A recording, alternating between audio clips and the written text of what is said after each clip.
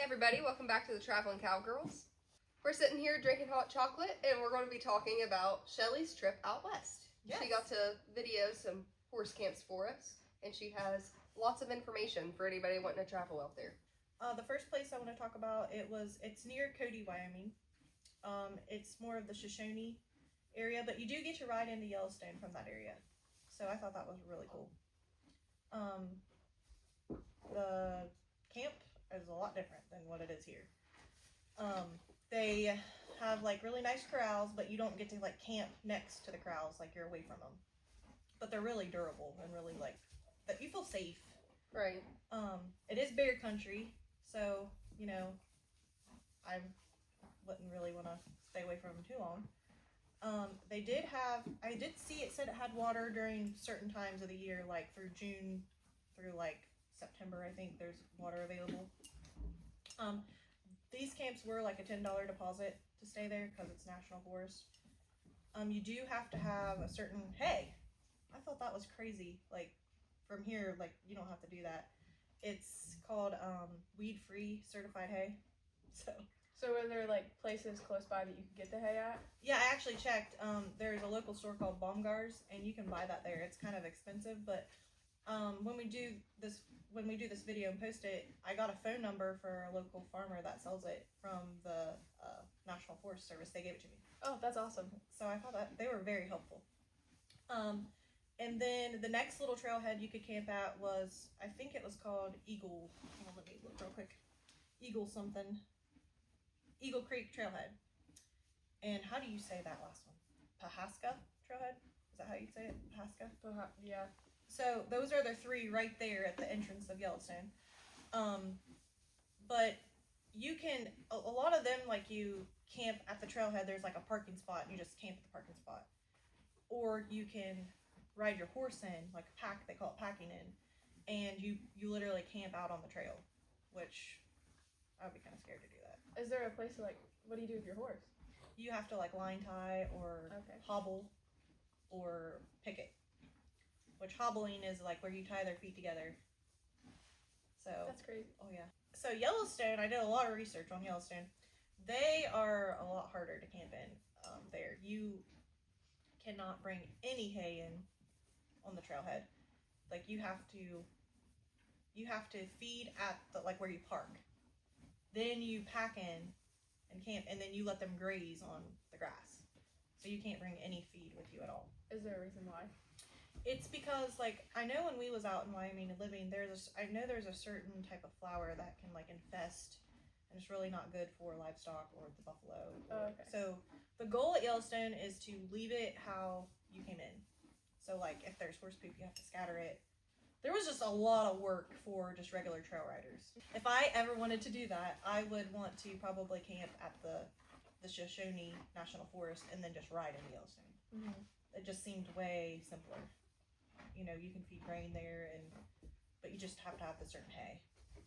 But you can get it at the local, you know, little, it's like Tractor Supplies, like we have here. But the views, we did do a trail ride while I was out, so we could get you views of what the trails look like, and they are awesome.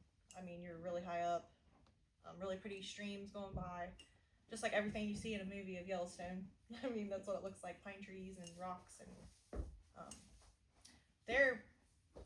it was like a guided trail ride, like you know, the ones you pay for. It was pretty, it was pretty gritty for that. You know, you have to cowgirl up on them things. If it was your first time riding, I was thinking there's these people that they couldn't even speak English, so we were trying to help them, and it was very complicated. You know, I think they were French, and I was just like really worried about them the whole time because I was like, oh my gosh, they can't really communicate, so we were just like, pull back, you know, and ride it out. But it was really fun, and we're hoping on doing that this spring. Yeah, to get to take the horses out. I mapped out a lot of like places to stay, like while we're traveling, you know, through there. But I don't know. I'm excited to do that. Pretty much all three camps offered just about the same. It was all $10 a piece to stay per night. They all, I think more of Eagle Creek and Pahaska was the ones where you could ride into Yellowstone. But I did notice the trails were like, they were really long trails. probably like 20 to 30, I think 20, or probably 20 to 25 mile trails. But it was like one way in and one way back. There's like not a lot of looping. Right. So we're not used to that. Right. We always have like a big loop where you don't see the same thing twice. But I mean, you see it differently, you know, the way in and on the way out. But yeah. Is there anything to do around those camps? Yeah, Cody. I mean, you got Yellowstone. There's tons. Right. I think there's like 300 and some miles worth of just Views to go look at it in Yellowstone. And then you can trailer your horses in and day ride in Yellowstone, but you have to buy a pass for them. And it's not a big deal. You can do it online. So even if you were camping there, you could be like, hey, let's just ride Yellowstone today. You could go get your trailhead map. I think you have to do that. I learned this the hard way. I had to go clear to Mammoth by Gardner, Montana, to get my map for Bridle. That was like the Bridle station.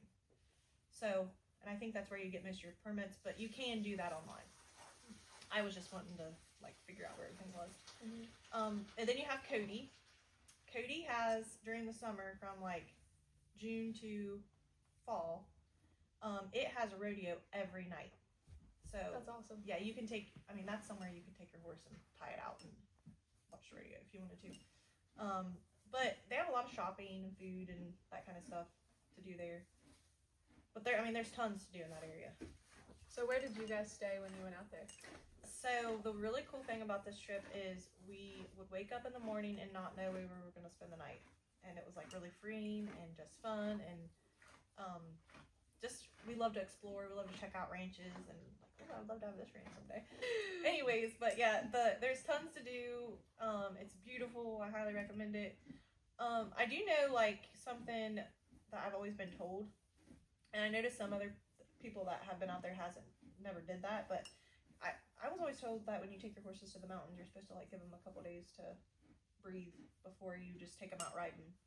So I don't know, maybe someone could inform us on that. Is that because of elevation? Yes, because it's so high up. Right. Well, I know like when I've traveled out west, like I feel a difference in the elevation. Oh, yeah. So I'm sure like the horses do too. Yeah, we went to the Beartooth Pass, which isn't very far. I mean, it's like probably 3 hours from there, but to me, like, that's not very far in Wyoming. Right. You get to drive 80. Yeah. But the Beartooth Pass, we were up there, and it's called like top of the world, like that's what they call it. And we were up there and we were taking pictures, and me and Grayson are walking over this hill to take a picture, and we're like, we're gonna run back. No, you about died. Grayson's like, Mommy, I can't breathe.